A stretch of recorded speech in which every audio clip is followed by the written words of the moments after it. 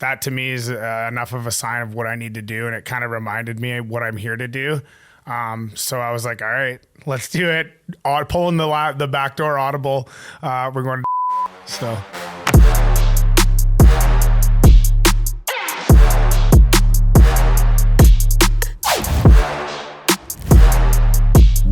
What's up, everybody? Talking Trash Podcast, episode 19. Amesy, what up, brother? We're going Joe Sakic, episode 19. BC boy, product of Burnaby, the city I was born in. Respect. Well, listen. I thought I was going Steve Yzerman, but Sakic, I mean, that's a coin flip there. That could go either way. Right back to the old battle we were talking about last podcast, eh? Stevie Y versus Joe Sakic. Very, very true. And I tell you, it's funny. So some of these episodes, the number's kind of weird and we don't know who to choose. I feel like last week 18 was kind of a weird number. 19, there's a lot of guys to choose. Yeah, 19's endless. Well, I'm not going to argue with you. We'll go Joe Sakic. We go Danny Brandy's too. I know you don't know him, but shout out. Who the hell's that? It's my buddy from back home. All right, we'll go with him. Brandy. What's his name? Danny Brandy's. He was a legend in my league. He was the goal scorer. I was the tough guy, the 1-2 punch. All right, well, we're going with him then. Number 19. Hey, guys, welcome back. Like and subscribe. YouTube, Spotify, Apple Podcasts. Appreciate you guys checking us out. And again, Amesy, as you know, we are Team BioSteel, okay? The official drink of athletes, clean, healthy hydration. Make sure you guys check them out. We're going to put a link in our description. A couple people have already purchased through the link. 20% off, biosteel.com/DBTrashers. Follow them on Instagram at BioSteel Sports. The best for hydration. As you all know, I'm a cherry lime type of guy. I think you're a blue raz type of guy, right? Blue raz, yeah. I'll stand by it. All right, that's fine. I think it goes right back to the same little, favorites we had when we were drinking C4. That's very true. When we that's were very true. drinking C4, because they haven't stepped up for us yet. So that's true. Very true too. No more. That was a super free plug for C4. But shout out to Team BioSteel, always looking out for us. They actually sent us some merch. I got to send you over some hoodies and hats they sent. Nice, cool. So yeah, man, super excited for that. Last week's episode, fun episode. A lot of people hit me up. Of course, I always make these mistakes, okay? We were talking about bubble hockey, and I made the mistake of calling the great company Super Checks. I called them Super Checker, okay? You guys got the idea, all right? It had been like 30 years since I played. Shout out to Super Checks. You can't make mistakes like that when you're putting stuff on the internet, AJ. You know that. I know. But hey, listen, we own it. Shout out to Super Checks. We got to get some sort of bubble hockey machine going because it's I've been all about it since we talked about it. And listen, Amesy, before we get into this week's episode, I had a great person message me this past week. And they sent me a picture of a young Dave the Hammer Schultz. and this guy, and I forget the name. I'm going to shout him out when I figure it out. I think his name was Dave or Daniel himself. But he says, dude, I can't unsee the hammer. What was Amesy him in a previous life? And I'm looking at it, and I swear this picture, I can't unsee it now. And I sent it to you, and it's pretty funny, man. So diamond hands and a nice guy to be compared to, though, right? Yeah, I'll take that. Maybe I have to wear number 8 next season. Well, listen, I'm gonna have to post that because I'm telling you the resemblance is uncanny. So big shout out to my guy from Facebook Messenger. I feel really bad. I don't have the name off the top of my head, but big shout out to him. And now we got Diamond Hands the Hammer, Diamond Hands, Diamond Hammer Hands, something. But big shout out to that. So Amesy, let's get into it, man. Unfortunately, your guys' season out there in Fort Wayne came to an end. Tough stretch. Man, we talked about it the weeks leading up to, the last weekend of the regular season, man. What a tight race it had been. Just wasn't in the cards this year. Yeah, it's tough. Like, you don't really think about that stuff, but I mean, it all starts, that's why it's important.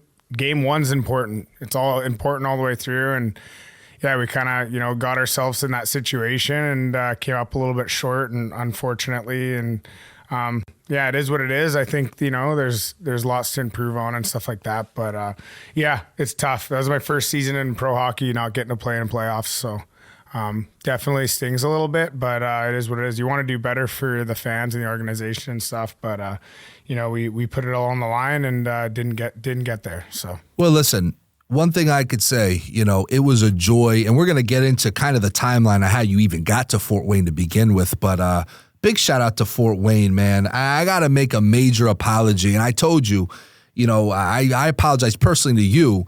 I'm so disappointed I wasn't able to get out to the jungle. It's just you know what I've been dealing with over here. It's been a rough few months, but I got to tell you, I'm so disappointed I didn't make it. But have a feeling, God willing, I'll be there soon. Shout out to everyone in Fort Wayne. And pretty crazy stat though. Like this is only I think the 10th time that Fort Wayne hasn't made the playoffs, and they've been around since like 1950 something. So that's pretty crazy stat. They've only missed playoffs 10 times in 70 years. Well, listen, one thing about Fort Wayne is they are stockpiled with talent, as you know, going into next season, and I think the ship is going to get turned around. And listen, I mean, before we get into this journey here for you, I mean, what was the feeling like in the locker room? I mean, I know you guys got a nice tight-knit group over there, and obviously we became buddies with Brosh and stuff. Like, kind of what was the feeling? It's obviously disappointing, but, sometimes with young players, that can really motivate a guy, Yeah, I mean, I think it's, I think everybody's kind of been in these kind of situations before. Like, it's obviously there's, nobody's, everybody's upset about it. But, like just end of the season, it's kind of the same thing, just...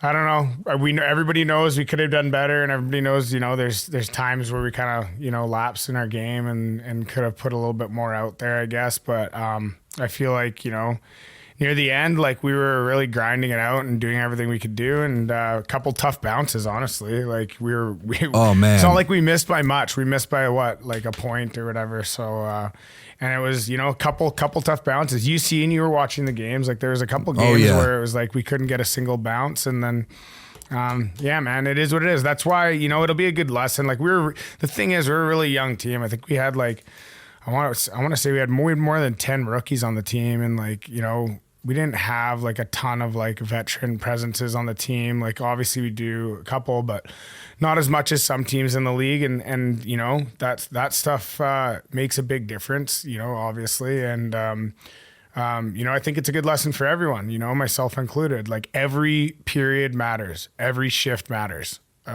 throughout the whole season from the very, very beginning. As soon as game one starts, every shift matters. And I think that, that's a mentality that you have to have as an athlete in whatever sport you play.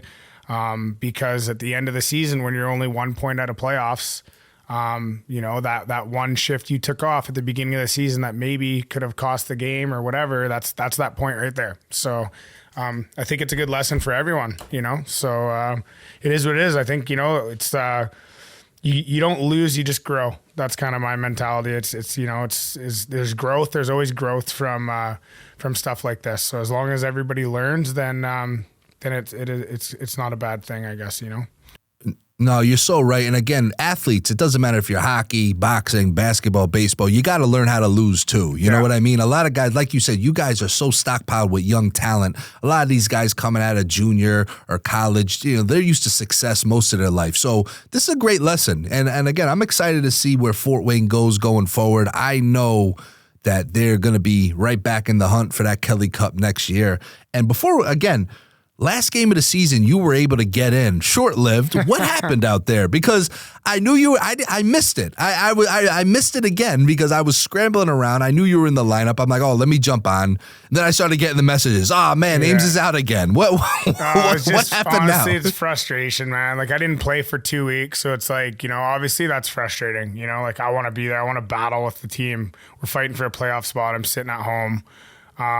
Yeah, I think it was just a couple weeks of frustration of that. And like, I guess maybe I could talk more about that kind of stuff. I usually, how I am. I'm a team guy. I'm down. Whatever is helping the team or, whatever anybody decides, if they think it's going to help the team, I'm just a team guy like that. But I think I just let it kind of grind me a little bit. And, by the time I got on the ice for my first shift, I don't know, some guy ran me on the half wall.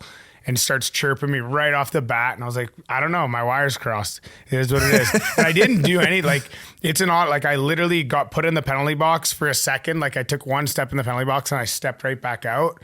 And it's like an automatic 5-game suspension. Like I literally could have just came out of the box, beelined into the corner and beat someone up and still would have just been 5 games probably. But all I did was go in the box, step out, and then I got kicked out. And that was it. That was my last game. So, yeah, man. Well, hey, listen, it's on brand. Yeah. It's one of those things. I mean, it's and not the worst. hey, listen, Not the worst for the brand, honestly. no, of course not, man. You know, but I miss it. I'm so mad I missed it because I knew you were in the lineup. Yeah, it definitely wasn't worth it. It was just a lapse in me and just, frustration, obviously the year's over and, yeah, man, it is what it is. It's you'll get all these trolls online. These guys don't understand what it's like to be have them. It's like they don't expect you to have any emotion ever. It's like, oh yeah, you should be able to go out there and fight and not ever get frustrated, But it is what it is, man. I was, early night. Hey, listen, you know what? We always talk about things meant to be, not meant to be, and I got to tell you, we were talking about it the other day. Just like your journey, like. Even our journey, but more so your journey, like how we got here, it's really crazy. And again, I think if you would have told both of us, and especially you, if you would have told you 2 years ago, right, that, hey, you're going to be playing for the Fort Wayne Komets in the East Coast Hockey League in 2 years and be in a playoff hunt, I think we both probably would have been like, I don't know. But here we are, man. Yeah. It's crazy to think the journey you've been on the past 2 years. And really how it started was, starting that King of the Rink tournament, kind of you staying persistent on me, which now that I know you like that, I know it's who you are, and that's how you get things in life. Closed mouths don't get fed, and you were on me about getting in this tournament. You get in the tournament, you win it. I mean, tell us a little bit, like, our relationship, like how we got here, and it's kind of is a crazy story, man. Yeah, I mean, I don't know. Like, obviously, I've kind of touched on this a little bit before, but like, I'm sure there's some new followers and stuff that don't really know. Like, I retired from hockey. I was done in 2014, so that was my last season. And honestly, like, anybody that's been away from the game as a pro hockey player, anybody that's retired, they probably could relate to how I felt when I was done. I didn't feel like it didn't end on my terms. I wasn't in the greatest headspace when it ended. And it was, the first 4 to 5 years of my retirement were the hardest years of my life. Just couldn't settle with it. I couldn't go to a hockey game without getting emotional. I couldn't skate. I literally didn't touch the ice. Like, not like I didn't play hockey. Like, I did not touch the ice. I didn't put a pair of skates on for 5 years.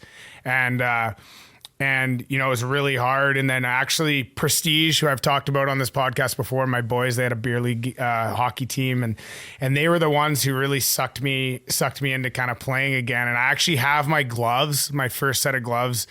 I was looking at them the other day when I was packing up my stuff, and I'm like, man, these gloves are super special to me because they were the gloves of me. They symbolize everything of my comeback and stuff like that. So I thought that was cool. But yeah, so I kind of, they sucked me in, and I just kind of went down there. I'm like, I'll just hang out with the boys. I didn't care about the game at that point. I didn't want to really play at all, but they wanted me to play. I just wanted to hang out with them in the dressing room after, and so that's kind of how it started. And then I remember one game in particular, we had a couple of good players come in, and we were kind of cycling the puck and having tons of fun. And I'm like, man, this is good. And I kind of just started to fall back in love, and it just slowly progressed to, like, I did that for a couple of years just so I wasn't playing a ton. And then I played a couple senior games, which was my first time playing full check. And that was first time playing full check since 2014. And that probably was 3 years ago. I think I played like 5 or 6 games for Powell River Eagles. And then that was around the same time I was talking to you about coming and doing Ice Wars, and I was training and stuff like that. And yeah, man. So then I end up doing Ice Wars. You kind of talked to me like, hey, why don't you come to Danbury, come out of retirement? And it was so crazy of a thought for me. But like at this point, the momentum of like the buzz from the game that I kind of got, and especially after all that time away and all that time just being like literally like honestly pretty depressed at certain points and like really struggling. Having this kind of newfound like love for the game, I was like, man, all right, let's do it. And I just said, screw it. Like, I'm quitting my job. I had a really good job on the Tug, making really good money in my hometown, like doing really well. And I just said, whatever, let's just put everything aside and just, be passionate, and that's what I did. And I found, came to Danbury, me and you kind of just built a little empire here. We're still doing that. And yeah, man, it's been such a crazy journey to get back in the game. And, like I said, for some people that don't know, I literally didn't touch the ice for 5 years. And now I made my way back to the ECHL. I have really big plans this summer as far as training and stuff like that. I'm going to be in Denver, which is huge for me because of obviously the connections that I have in Denver with, the Parkers and stuff like that, and a lot of good connections and stuff for me. So that's going to be a big development summer for me. And the one thing that I think that, I'm not your normal 33-year-old hockey player, because most people at my age they've hit their prime years ago. They've already gotten as good as they can, and they're kind of on the slope down. It's like, since I took all those years off, like I feel my body feels good because I wasn't getting banged up over all those years, but I also have a lot to improve on, and I do get better. I'm constantly getting better. So it's an interesting scenario, right? Because you look at a guy my age and you're like, oh well, he's definitely not going to get better, but I'm excited about this summer because I know I'm going to get quite a bit better. And yeah, man, just do everything I can to just keep climbing the ladder and see where I can take this, because I do, how I am. I have belief and I work like a dog. So yeah, I'm just going to take it as far as I can, but it's been a crazy journey getting here. Obviously you're a huge part of it and still are. So just pretty fun. Well, listen, again, my experience as a GM, and I know a lot of people kind of like to say, oh, you were a kid, you got lucky, this and that. That's fine. But I always have that GM cap on. And I've always, tell people, I know what I'm looking for. And if I'm a GM actively, a guy like you, and of course I'm going to sound biased, but aside from all the things you said, you're a dog, you're maybe older in age numerically, but you don't have miles on you, yeah. Okay?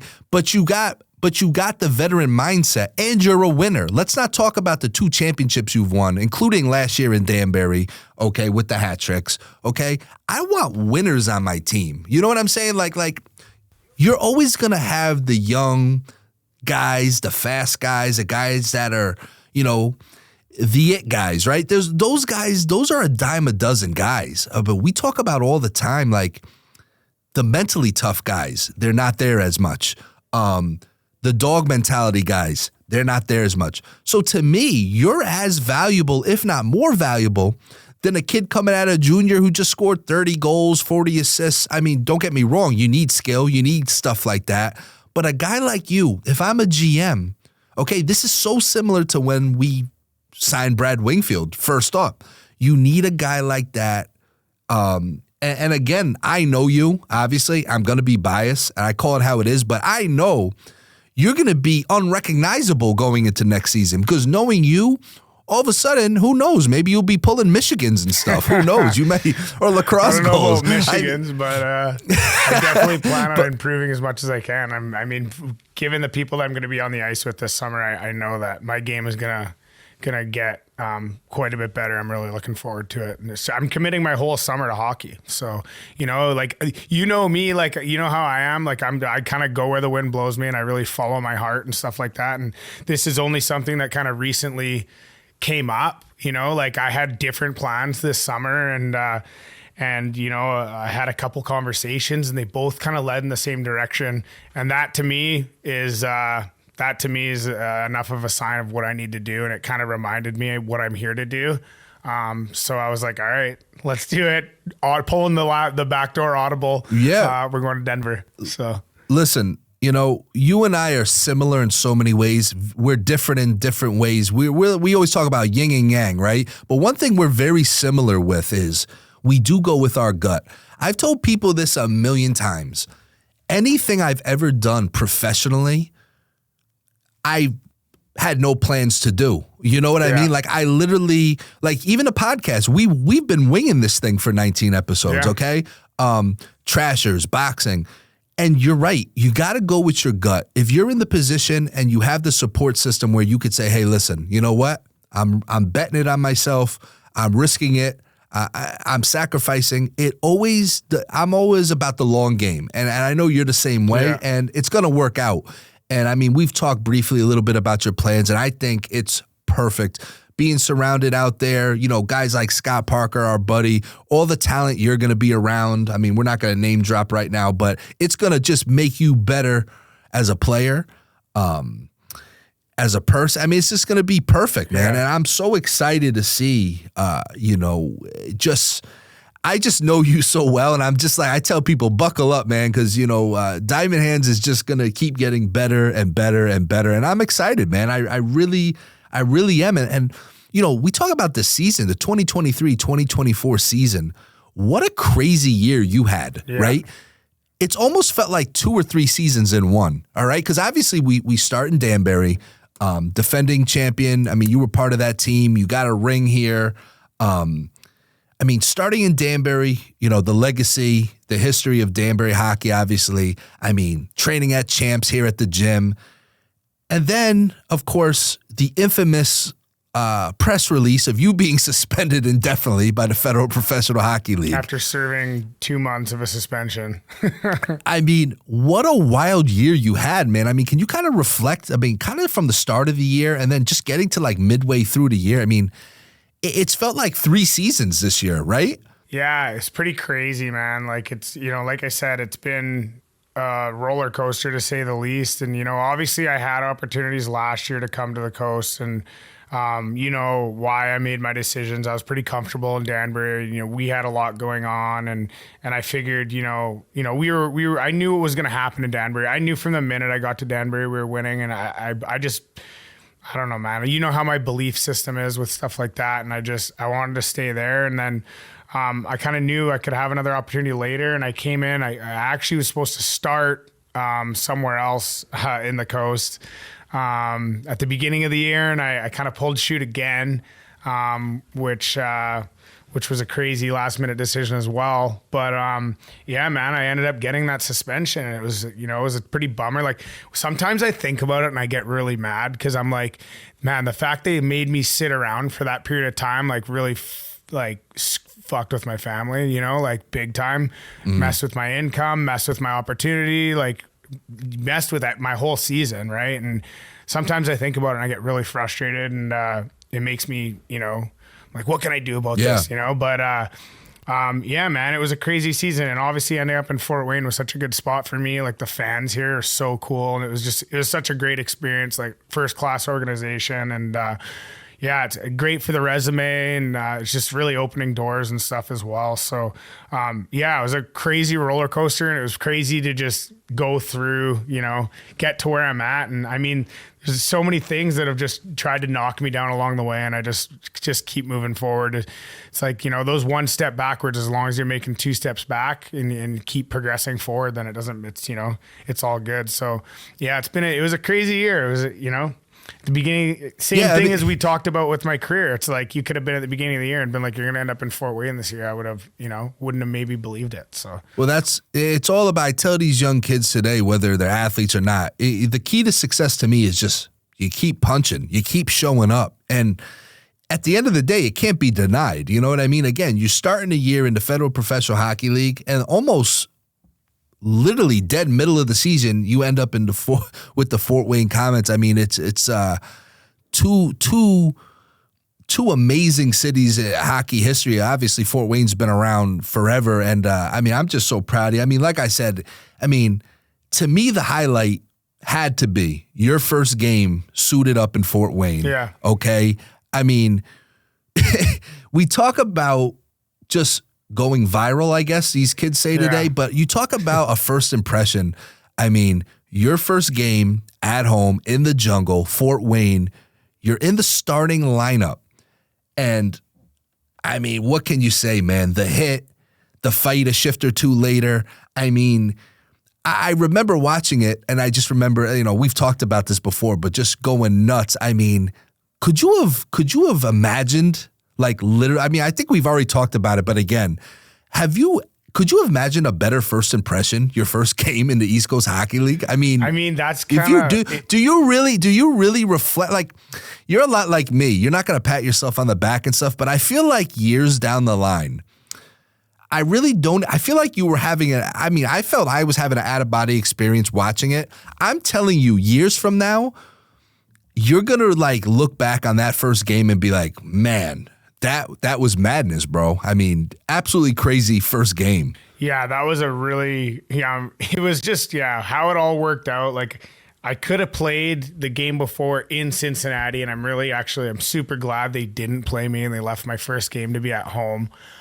So it just, everything worked out. I was, just the dump and just the play, and it just, it was perfect. And, as it happened, I don't even think I knew it was like, it was awesome when it happened and the crowd was going crazy. I skate past the bench and stare down their whole bench. And I thought it was cool, but like watching it now, it's way cooler. I'm like, man, that was a pretty crazy thing. And just like you said, I'm sure down the road, I'll watch that. And, I'm sure Big Wes will watch that down the road with his boys, and, they'll be pretty proud. So that was a special thing, and it was really cool. So listen, again, I don't care what anybody says, and again, I'm always going to sound biased when I'm talking about you. I don't really care.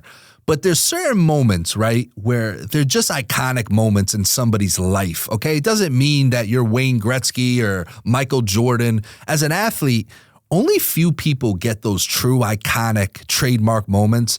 It'll be tough to beat that first game in Fort Wayne. I mean, looking back, to this day, fans comment, they reach out to me, man, I'll never forget where I was sitting in the jungle for Ames's first game. Like, people will remember that for the rest of their lives. And I'm telling you, sometimes it doesn't make sense. You know what I mean? But that is an iconic moment that people will never forget where they were.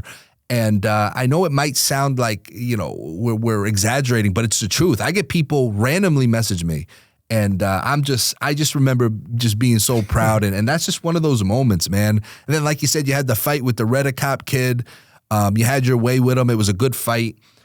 Any fights, and I know what you're going to say, but any fights this year, whether it was back in Danbury or even in the Coast, I know you didn't have too many at this point in the Coast, but anybody surprised you that you fought, or anybody that, gave you any sort of trouble or surprised you a little bit, this year? I don't even remember, like, Danbury this year. I don't even know who I fought. I don't remember either. Yeah. I don't even remember either, to be honest with you. Honestly, don't even know if I did have any fights. Well, that kid did challenge you from Watertown, that poor rookie. Yeah. I don't know if you could call it a fight. I think I did the statistics. He landed 0 on 0 punches, so I don't know if it was a fight.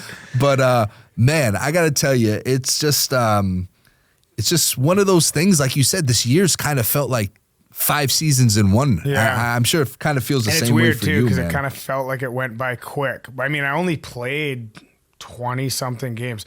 And that's another thing, man. Like, in the last 2 seasons, I've played less than 50 games.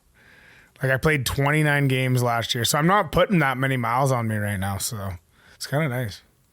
Let me ask you a question. Let me ask you a question. And I know you're not going to answer it, but I feel like I feel like a duty to put it on record because I keep it real. Do you feel you're targeted at all?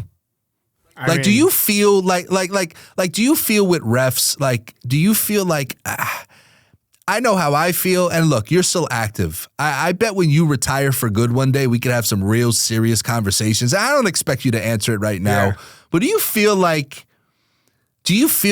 there's more eyes on you when you're on the ice? I think for sure, but like in the Federal League, like it was a no-brainer. Like it just wasn't even fair. You know what I mean? Like it was kind of a joke. But like, I'm going to be honest, man, like the refs here are like very, like, I don't even think they really want to give me penalties. You know what I mean? I think they'd rather not. Like, and I think the Coast has been great in that way. Like I feel like they might watch me a little bit more, which is obviously that's a no-brainer for anybody that plays like me. But I don't think that they're giving me any crazy, even the 5-gamer, that's like, everyone's like, oh, I can't believe you got 5 games. Yeah, same thing for me. Like, I literally didn't do anything. If I would have came out, like I said, and beeline to the corner and beat someone up, it still probably would have been 5 games, but that's just the rules. A 5-game, you're just leaving the bench. It's like they're trying to prevent bench clears. So it's like, even that wasn't, more than what they would normally do. But I honestly thought the reffing in this league, like, there was times where I think they kind of like panicked a little bit. Like obviously like that one time with Redicop when he, I don't even know if my stick hit him when I tried to like barely tapped him and he like flopped. There's a couple times that game, but I think that was just, the ref making mistakes. You talk about Allen? Sorry, Allen. Sorry, not Redicop. Yeah, Allen. Yeah.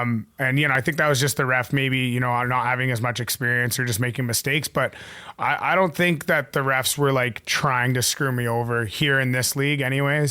But the Fed, it was just like a no-brainer. It was just kind of a joke. Like, there was a couple of refs in the Fed that were all right, but for the most part, they're pretty bad. It starts with like all the way at the top of the refs and stuff, all the way down. So, but yeah, I thought the ECHL was really good, like as far as that, honestly. And I know that a lot of people wouldn't agree with me on that, but refs make mistakes too. But I thought in this league, I felt even when I got the leaving the bench penalty, it was the linesman that told the ref that I left the penalty box. And I could tell the ref was like, like he didn't want to kick me out. Like, you know what I mean? He was kind of like, I seen his reaction. He's like, God damn it, Ames. Like, what are you doing? Because I didn't do anything. It was pointless. Like that was the most pointless thing I've ever done. Like I thought there was a brawl happening in the corner. That's because the crowd went crazy. And I think everybody was just kind of excited and on edge, I guess. But like I got put in the penalty box and I couldn't see anything down in the corner. And then the crowd goes nuts. And I thought maybe someone grabbed one of our guys. So I literally just stepped out of the box. And I literally didn't do anything. And then I look over and Graves is sitting there. I'm like, let's go. Like, obviously he's not going to go me. He's going into playoffs. I'm golfing. So that was it. Didn't do anything. Didn't hit anybody. It was a victimless crime. Straight into the dressing room. But yeah, it is what it is, man. Well, listen, my favorite part about your last game was after the game, you got a citizenship award. Yeah. And we've talked about it, what you do. And I could speak non-biasedly because I've seen it in person. I mean, when you've been in Danbury, all the things you do for the kids, for people, at our gym, Champs Boxing Club. I mean, how great was it that you've only spent like a quick amount of time in Fort Wayne, if you think about it, and you got a major honor, man, to get that trophy and to be recognized by Fort Wayne and the community there. I mean, that was another proud moment for me watching you. I mean, that's got to be a great feeling, man. Yeah, it was really special. I didn't know, like, it's not like they tell you about this stuff ahead of time, and it was really cool. I actually wasn't like. I was kind of, spaced out a little bit, and then all of a sudden I hear my name and I'm like, what's going on here? And I walk up and then realize what it was. And it was, it's always an honor, man. And stuff like that. Like that's, obviously that's not why I'm doing it, but it does feel nice to kind of get something like that and get recognized for doing community stuff. And at the end of the day, like, how I am, it's like, I've been through stuff. I've been through like the worst of the worst where I know how much it helps to have somebody pick you up and dust you off. So I just try and do as much of that as I can because I think it's important because if somebody didn't pick me up and dust me off, then I wouldn't be here today. So it was a very special and it was very, I'm very honored to get that award. So, well, it's great. Again, when you're starting a team or when you're putting a team together, okay, it's, man, you're a champion 2 times, 2 different teams, 2 different leagues. It takes more than just. It's not like video games, right? Everyone thinks putting a team together is like, put this guy. No, there's so much that goes into it, and having guys like you that are going to do the things in the community. I mean, it's huge, man. I mean, not to mention the thousands of dollars you raise personally with your jerseys. Your game used jerseys. I mean, we're always like top sellers. I mean, it's great to see the impact you've made outside of the rink, you know what I mean? So, listen, you get a 5-game suspension and you're getting honored the same game. I mean, not too many guys you get kicked out and then honored for citizenship right after. I mean, what gets better than that, bro? Yeah, there you go. It's yin and yang, right? Yep. Listen, everybody wants to know, man, and I don't even know. We've talked a little bit, but what's next for you, man? What? I mean, aside from the off season, we know you're going to Colorado. We know you're going to be in good hands. You're going to be working your game and everything else that you do. What's next? Do you have any feeling, inclination? Want to return to Fort Wayne? Don't want to return to Fort Wayne? I mean, what for you is on your radar? And you and I both know how quick things change, right? So what's like? Has the team expressed any interest in bringing you back? I mean, what's going on? Yeah, I think so. Like, I think it's definitely an option, I believe, to come back here. I just think, we're on 1-year deals. Like, it's not like, it'd be great to have stability and be able to sign multi-year deals. But at the end of the day, like, my goals are to move up and just do as much as I can in this game while I have time. And, some people think I'm crazy. Like, literally, we were talking about it the other day. I was like, I got at least 5 years left. Like, that's how my body feels. And that's how, obviously anything can change, but I'm like, I'm just excited to get better, and I don't want to rush into making a decision. I know I have some like pretty big opportunities that have already come up, but it's not necessarily something that I don't know if it's something that I want to do yet, but yeah, I mean, at the end of the day, it's all about climbing the ladder and just doing as much as I can with the game. And if Fort Wayne's the fit for me to come back here and kind of begin, here at next season, then maybe that's the case. I don't know. But at the end of the day, I'm not jumping into anything too quick.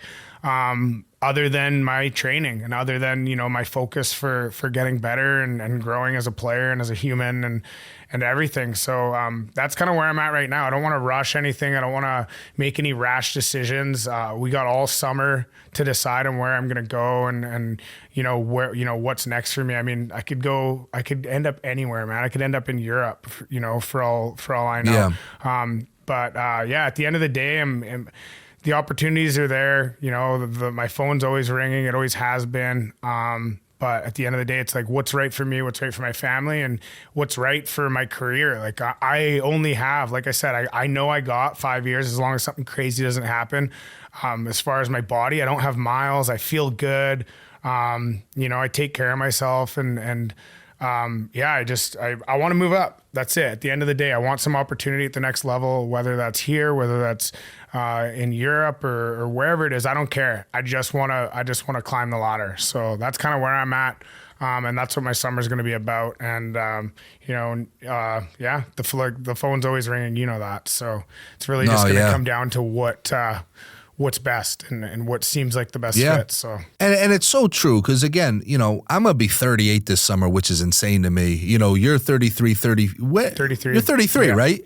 I mean, oh man, you're a young guy, man. Oh man, I remember when I was 33. But listen, I mean, people forget, players are human beings. They got families. If you were a single guy, maybe it's different. But again, people don't understand the mentality. I mean, I remember dealing with players and when you're trying to lure a guy to play for you, you have a different approach when it's a guy who's single, no kids, and a guy that, has a family. I mean, we dealt with both ends of the spectrum and it's definitely different. But listen, I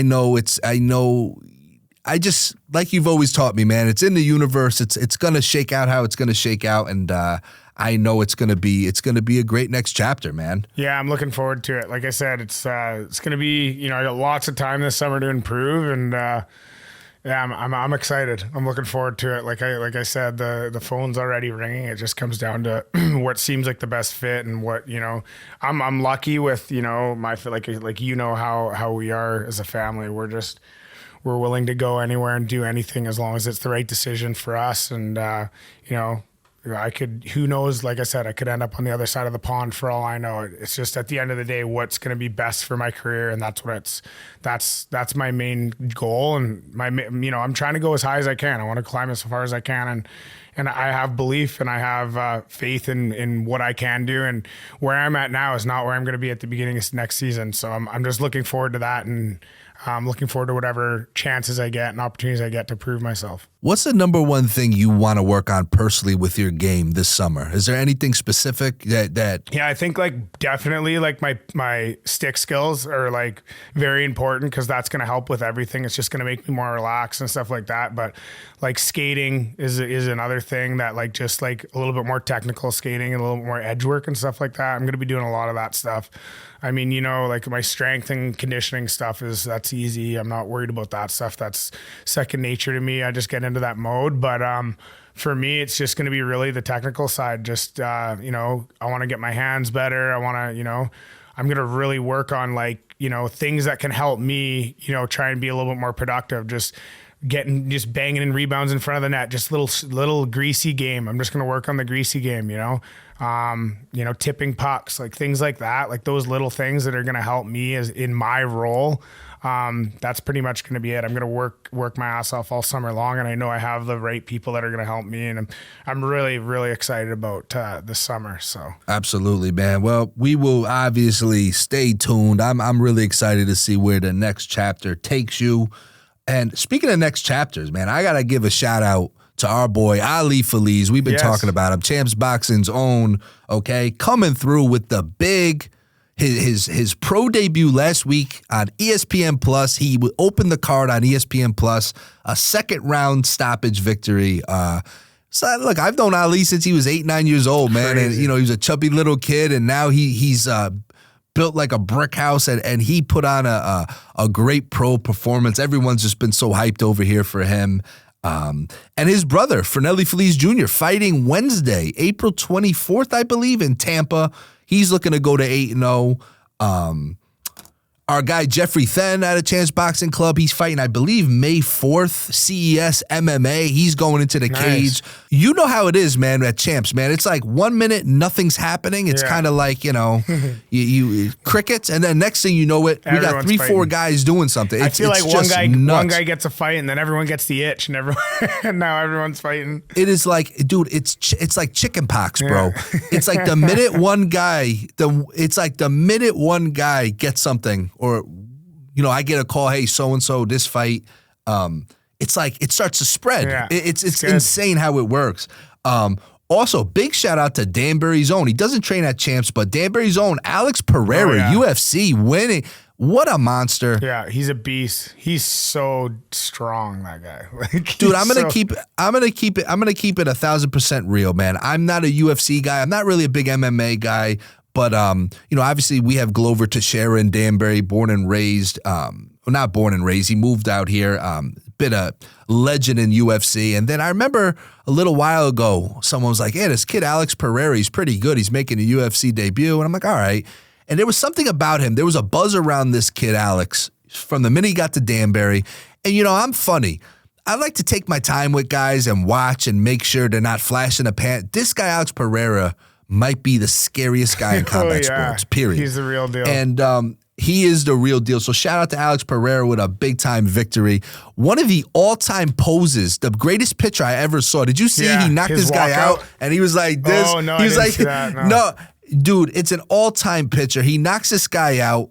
His opponents look at him like Bambi, deer in headlights, and Alex is looking at the other camera like this. Like, that's hilarious. That was like one of the greatest pictures I ever saw. So shout out to Alex Pereira. Brothers train with him every once in a while, don't they? Yeah. So, big shout out to Alex Pereira, Glover Teixeira, the whole team over there at Teixeira MMA. And listen, I got to give a big time shout out. This happened on my drive here, okay? Our boy, Will Mazinski. Who's Will Mazinski, you ask? The #1 rated review I ever did on Instagram at DB Trashers.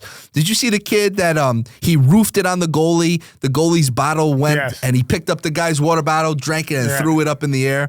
Well, my boy Will Mazinski is that boy, the greatest celly I've seen in a long time. And we've gotten close. And he got drafted in the 3rd round to the Barrie Colts in the OHL. Nice. I know he was super, I know when I introduced myself to him after the review, the review's still going crazy. It's the highest rated review I ever did on Instagram. But Will, he got picked up by the Barrie Colts, 3rd round OHL. Super happy for him. I know that was a major goal for his. And, he's obviously a big fan of you. And I told him, I said, let's get you on the pod before the season and, need some Barrie Colts jerseys here now, Cool. So big shout out to Will Mazinski, man. And listen, I was talking to Will and you know me, man. I'm a lot like you. I got a lot of irons in the fire trying to figure things out, man. Let me ask you a question. Would you ever, I've managed guys for a long time, whether it was back in the Trasher days, boxing and stuff. And I'm sitting there the other day, and I really started calculating, every day at the gym, people come in and out of my office, and I started keeping track of how much hours I talk to people about their life. Yeah.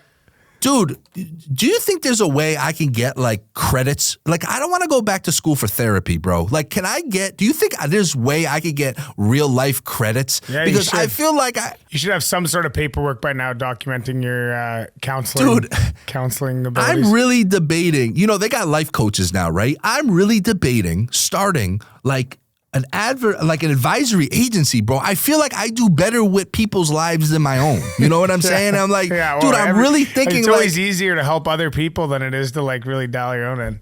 Always. Dude, I'm telling you. I give great advice. I just don't follow it myself. Listen, and you know me, I don't like to pump my own stuff or whatever, but people, if you're out there, would you take advice from me and would you pay a fee? Because I'm telling you, I'm good at setting people. It's like chess for me. You know me. It's like I'm crazy. The other day I'm sitting there. I didn't get a thing done, bro. I'm sitting there and I'm like, you know what? Let me start tallying. Dude, like 4.5 hours, you should get just a random people. And just click it every time. Bro, there's got to be a way. If anyone's listening out there, can I get real world? Because I'm not looking to go back to school for 10 years. Can I get real world credit?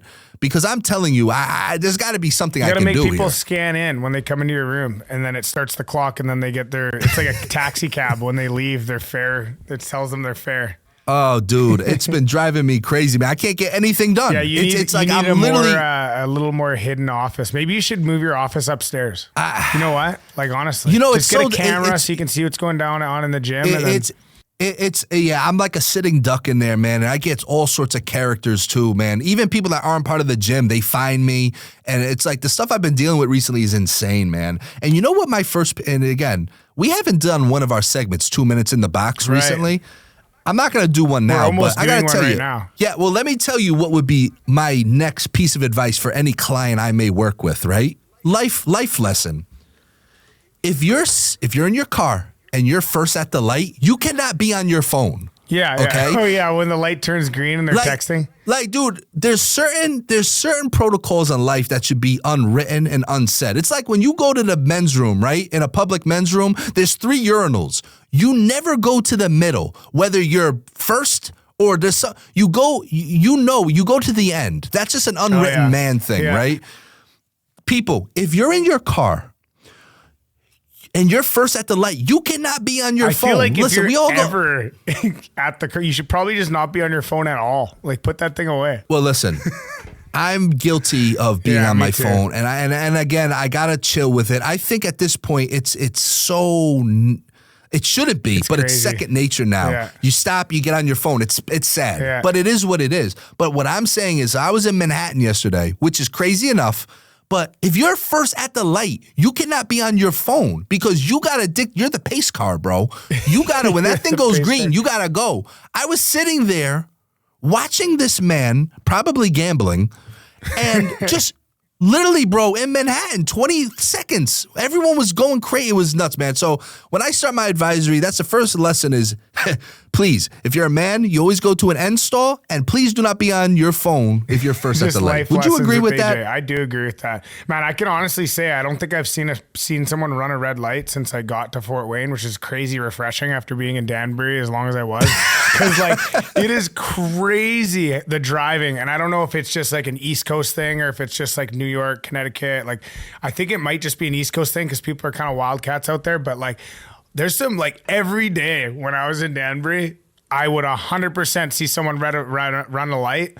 And that's like when I would go, when the light turns green, it's the only place in my life. When the light turns green, I got to look both ways every time. Cause I just don't know. True. You just don't know. Is someone coming through? And listen, where you were living in Danbury, which is By Chance Boxing Club, that was even a tough area.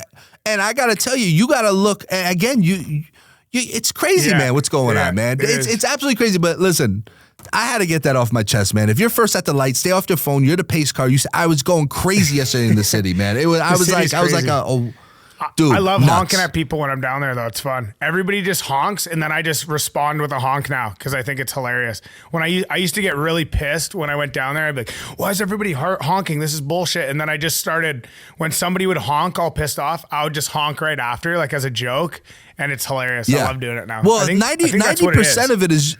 Dude, it's monkey see, monkey do, man. It's like 90% of it is, I hear a horn, I got to press a horn. Because everything, like you said, the East Coast, man, everybody, it's like, it's like everyone's got to one up each other. So it's like if he's honking, I'm honking. I don't know what I'm honking at, but it's so you want to know the theory that I heard about like why people like that are on the East Coast, and then when you go farther west, people are like so much more chill. This is a pretty cool theory.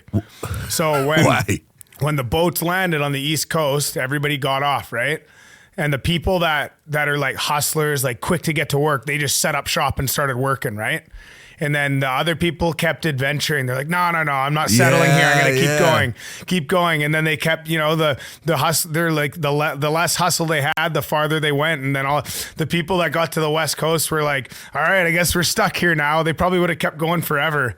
But I thought that was interesting. I'm like, that makes a lot of sense because it does make a lot of sense. I mean, living on the East Coast, man, I gotta tell you. It's not for everybody. And listen, I remember when I went out to California like a few years ago for something, I was so uncomfortable how nice everybody was. Yeah. And I'm not even being funny. Like, and again, look, there's bad parts of every state and city or whatever, but I'm telling you, it was eerie how polite and kind everybody was. It made me uncomfortable. You know what I mean? Yeah. And it's like, it's sick. You know what I mean? But my first time in New York City, I was getting like muscled off. Like I couldn't even get on the subway. I had like little old ladies pushing me out of the way. And like, I missed 2 trains. I was like sitting there. I was like, what's going on, man? Like I had a couple big bags too. I was like traveling and I'm like, people were like pushing me out of the way, getting on the train. I literally missed 2 trains in a row until I finally realized I just got to put my shoulder down and just lay someone out if I have to, Yeah, it's and people don't take it personal. Yeah. It's just how it is, man. Yeah. It's fourth line boys all day, all night. You ask someone like how their day is going at like you're getting a slice of pizza. If you like ask the guy like, hey man, how you doing? Like if you're like full Canadian mode, they'll just give you a dirty look. Like, hey man, I'm trying to work here. Like I got to get shit done. Yeah, stop talking to me. Yeah, move along. Yeah, how you doing? Yeah. Hey, how you doing? Yeah. There's 10 the people behind you, man. Keep it moving. Yeah. Hey, how you doing? A good day? What the fuck's your problem? You know what I mean? It's like it's different, man. It really is. And listen, I brought up that the guy at the light yesterday was probably gambling. Did you hear the story of this guy, Jonte Porter of the NBA, getting suspended for life for gambling? Ban. That's crazy, dude. Listen. I think I'm all for gambling. I'm all for, hey, if fans want to gamble, look, it's people's lives. I've always personally thought it's going to cause a lot of, now that the government's got involved and they're getting their taxes, of course, gambling's great now. But let me tell you something, man. A lot of stuff in sports is going to get real weird, okay? So now Jonte Porter, who's not a big-time NBA player, all right, gets suspended for life. They basically caught a lot of, because again, the government's tracking certain people they think doing weird stuff. And again, Jonte Porter, I mean, this isn't Steph Curry. This isn't LeBron James. So my question is, what if it was LeBron James? Like, what would they? Well, we're gonna get. Would he need a translator to get away? Well, with listen. You're segueing here, okay? You're segueing here. You're doing good at this. Wait, but we got a translator for LeBron all of a sudden. So it's funny. So they and again, I want to preface by saying I didn't read the full article or deep dive into it. But long story short, they started seeing certain people doing a lot of activity with Jonte Porter, which is random because he's not like some marquee name. They're like, points and this. And they're like, why is Jonte Porter? Like, why are people all about Jonte Porter? Yeah. And they come to find out this guy's giving inside info. He's going to be hurt. He's going to do that. Dude, it's crazy. Wow. Shohei Ohtani, man, let me tell you something. This poor guy, Ipe, his translator, all right? I don't care. You know what? I know a real win when I see it. And let me say, a good paycheck waiting at the end of the tunnel, though, Shohei Ohtani, man, let me tell you something. Innocent till proven guilty. I'm not saying he did anything. Is it possible, Ames, that this translator stole 14 to 16 million? Is it possible that his translator had access to his funds and stole 14 to 16 million from him? Yes, it is possible. And that's what they're saying. How would you not notice that, though? We're talking $16 million. And again, people nitpick. It's 14 to 16 million. I forget what it was, but the bottom line is, why this translator had access to his funds, why he didn't know, I don't know. Only Shohei knows, only God knows. It's a conspiracy. But I will say this. Sounds like a conspiracy. Ipe, the translator, I'm going to make you part of the Bad Boys Club because you're a real one. Yes, you're going down with this that. shit. You should be, yes. Big shout out to Ipe. I don't even want to try to pronounce his last name, but man, this gambling stuff's going to get, and you hit it on the head. Okay, they got Jonte Porter, right? Cares, right? Yeah. Jonte Porter, whatever. like you said, if this is LeBron James or a high-profile basketball player, what's going to happen, guys? They have to find a way around it. They can't. And listen, for conspiracy theory people like yourself or sometimes me, because of all this, it's going to open the waves of, he's betting. He has to. He had a shit game. He bet on himself to go under. I mean, that's what's going to happen. I follow some pages on Instagram. They're hilarious. They're like, yeah, I don't know. I'll send you some stuff. It's pretty crazy. Dude, I'm telling you, is gonna get super weird. And again, I feel like leagues are gonna start suspending guys, the Jonte Porters of the league, that don't really make a difference. No disrespect to him. That's how because you know how it is, man. That's how it is. They gotta make it. They're policing, right? Once we catch on to something as a society, we're like, hey, I think something fishy's going on in here. They're like, okay, we need a couple sacrificial lambs, so they think we're doing good and keeping everyone, Yeah, of course. Hey, that's always how it's gonna be. But listen, I man, can't gamble on hockey. I can't gamble on hockey legally. So I don't gamble on hockey. I just think gambling in sports is going to get real interesting for years to come. And hey, it is what it is, man. But listen, let's get to the NHL playoffs. We are recording today, Thursday. It is the last day of the regular season. But things are pretty much set. You know what I mean? We kind of know where things are going as of right now. And I got to tell you, man, it's going to be an interesting postseason. And what are your thoughts? I mean, hey, you know what? Let me backtrack. Before we get into any sort of playoff predictions, can we give a shout out to what might be the tightest MVP race of all time in the NHL? Do you see some of the guys, the numbers that they put up this year? Crazy. Austin Matthews, 69 goals. That's such a funny number, by the way. 69 goals for Austin Matthews. And then who was it on the Lightning that had 100 assists? You got Nathan McKinnon. Yeah, I'm looking at it here, bro. I mean, Nikita Kucherov, 144 points. Yeah, Nathan McKinnon. McKinnon's killing it. And then McDavid's got... Dude, how many apples did McDavid get? 100 apples? He did, right? Oh, man, I'm trying to look here, man. I mean,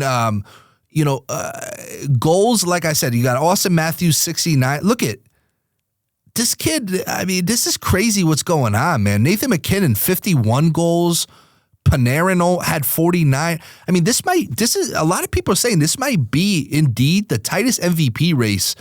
I don't know, man. I think in life, goals are king. I feel like Austin Matthews might get the nod because 69 goals is 69 goals. He plays in a big market. But I don't know, man. Nathan McKinnon, to me, overall, that guy, why does he get... I mean, he doesn't get overlooked, but he does. Because it's always like, we got Austin Matthews, we got Connor McDavid.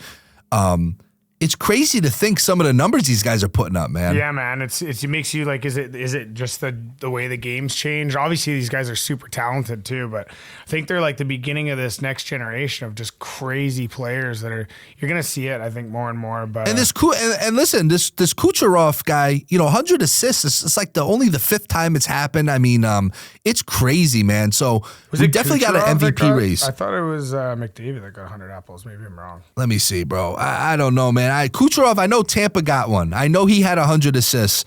But listen, how about we talk about a couple stats that matter? Oh, yeah, you're right. Connor got 100 assists too. So you got two guys with 100 assists. That's insane. I didn't know that Kucherov did too. That's crazy. This is definitely the tightest MVP. This could, I could be wrong. But this got to be the tightest. 100 apples. So we had two guys in the league this year had 100 apples. That's crazy. And we got 1, 2, 3, 4. We got 4 guys with over 50 goals. Okay, Panarin had 49. I mean, it's crazy. This, like you said, the skill level in the NHL is insane. This is going to be a tight race, guys. Who do you think? Drop a comment. Who's the MVP for you? I'll tell you who's an MVP for me, man. And you put me onto both of these stats. Can we give a shout out to our boy? Well, especially your boy on fantasy, Brady Tkachuk. Last week set a single game hit record with 16 hits. Yeah, that's unreal. 16 hits in a game? That's my guy, man. Yeah. And how about Jeremy Lauzon? I know I'm pronouncing his name wrong. 300. He set a single season hit record for the season. Yeah, 383 hits. Yeah, that's unbelievable. I love to see that. Love to see it. Listen, 16 hits in a game is crazy. Yeah. And shout out to Brady Tkachuk, man. A lot of crazy stats this year. And it just goes to show, like we always says, I feel there's room for both. You got skill and you got grit. It's all coming together. Like you said, the pendulum is spinning. Remember we talked about, like, I feel like it was one of our first episodes we were talking about just all the skill in the game now. Like, imagine you could just get the early 2000s of, like, fighting in there. It's like, honestly, we might be heading that way. I wouldn't compare it to the early 2000s, but I would say the pendulum shift is on. We got the hits are coming. The fights are coming. I think the NHL, if this continues on, the NHL, they're going to be gaining some serious following. And they had, I seen a stat the other day. It's the single season highest attendance record in NHL history. Yeah. So it's hockey's hot, man. You know, they just don't overthink it, NHL. Don't overthink it, hockey in general. Just let it come organically, man, because there's a lot of fun stuff going on. And like I said, fun stuff. There's nothing like playoff hockey. We all know that. I'm a fan of every sport, but it's a fact of life that nothing is better than playoff hockey. And dude, the East, I don't know, man, what to think. I mean, I'm looking at that link I sent you. Listen, first round, we got a Battle of Florida, man. Florida Panthers, Tampa Bay Lightning. I don't know, man. Panthers, they're just one of these teams that get it done when they need to get it done. That might be a tighter series than people think, but I got to go Florida. What's your thoughts there, bro? Too, yeah. I think it might. I think a lot of people would probably go Tampa, but Florida's just built for playoffs, man. We seen them last year and how they did it last year. I think they're going to be a force again this year. No, I agree 1,000%. I'm going to go. I will say this. It's going to be tighter than people think, but I'm going Florida. Listen, an original 6 matchup. We got the Boston Bruins and the Toronto Maple Leafs. What an interesting matchup this is going to be. Listen, what happens if Toronto gets bounced out of the first round again this year? The same thing as every other year. I don't know, man. But I got Boston. I'll tell you that much. You? Listen, man. So when I woke up today, it was Boston. Yeah. I say it's Boston. Yeah.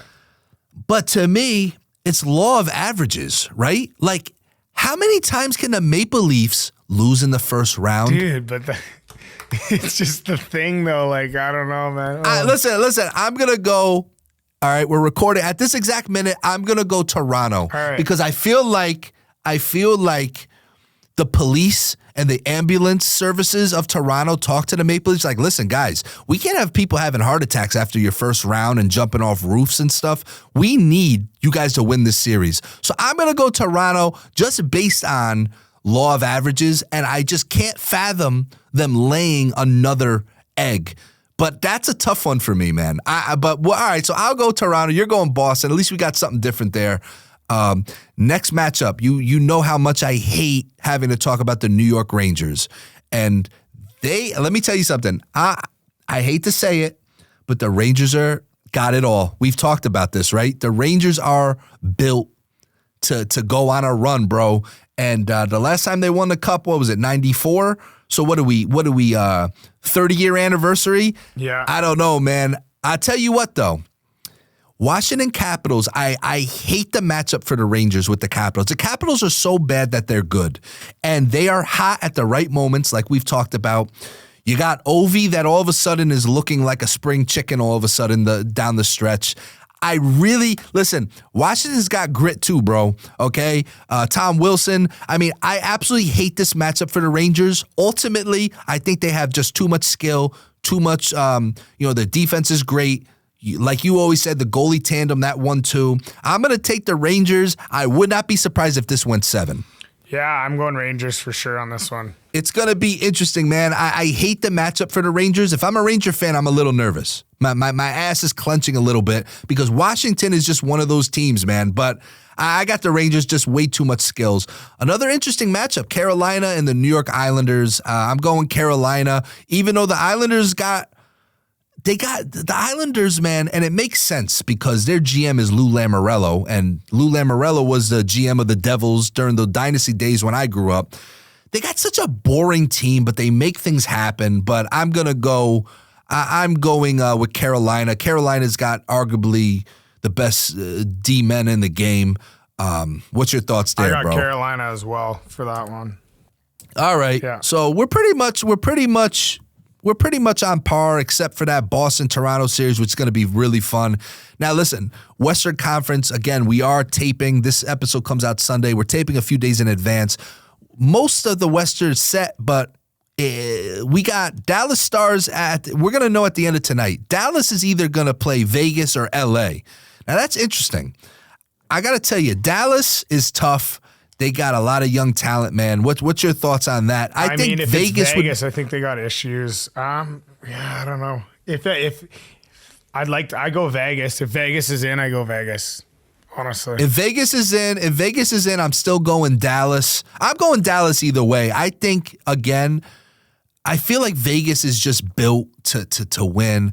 I don't like Mark Stone, bro, on Vegas. I don't like this Mark Stone kid. I didn't like him from the preseason. Did you see when he got hit in preseason? Yeah, he's crying like a little full bitch. Poopy pants. Yeah. Oh man, he turned me off from that moment on. I don't like Mark Stone. Yeah. You know, he's been hurt all year. You know, great player. Don't get me wrong, but I don't like Mark Stone. So just because of that, I'm going Dallas regardless. But Dallas is a tough team.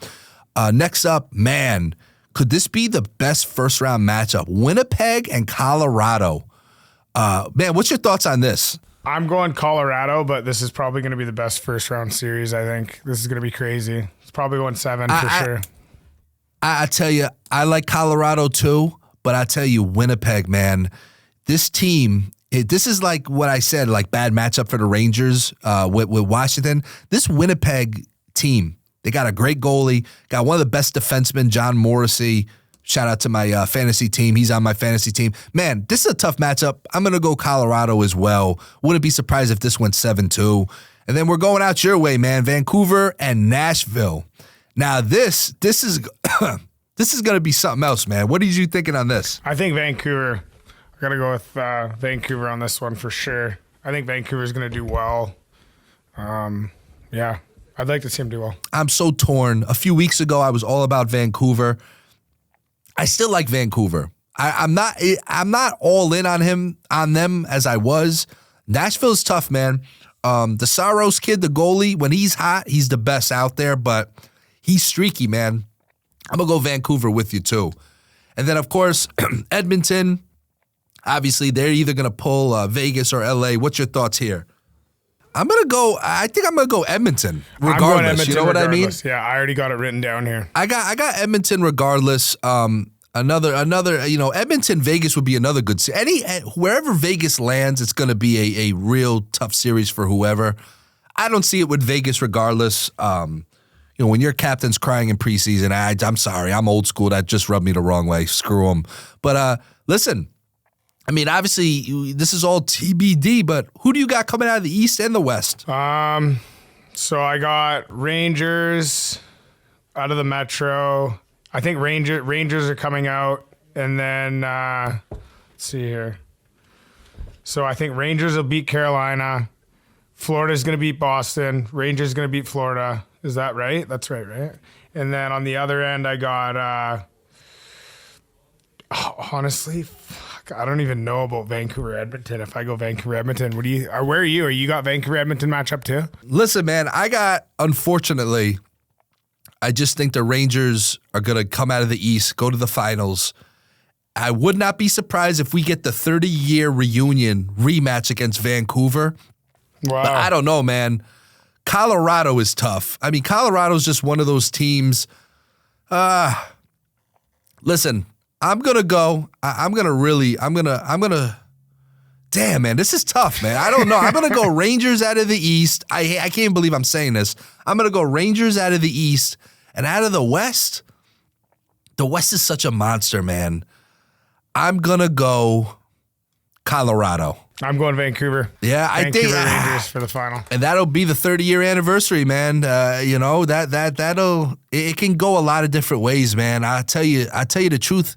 Out of the West too, I mean, Dallas is good, bro. I mean, but I'm gonna stick with my guns. Rangers, Avalanche, and how about just the disrespect of the Edmonton Oilers, right? I just don't see it.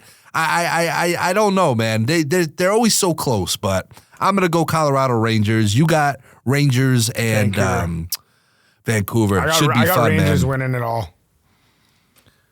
I know you'll hate to see it. No, I'm going. Whoever comes out of the West is winning it. Rangers cannot win. They're good enough to Vancouver get a Stanley Cup, man. Same with Tosh. Like I feel like Tocchet's done a great job there, and but yeah, obviously Vancouver's due, man. Vancouver is so due for a Stanley Cup. Oh man. Well, listen, we shall see, man. Listen. Getting to the end of this episode, man, we got to always shout out our boy Tony, Summit City Bullets out there in Fort Wayne. For all your ammunition needs, he ships nationwide. Big shout out to Tony.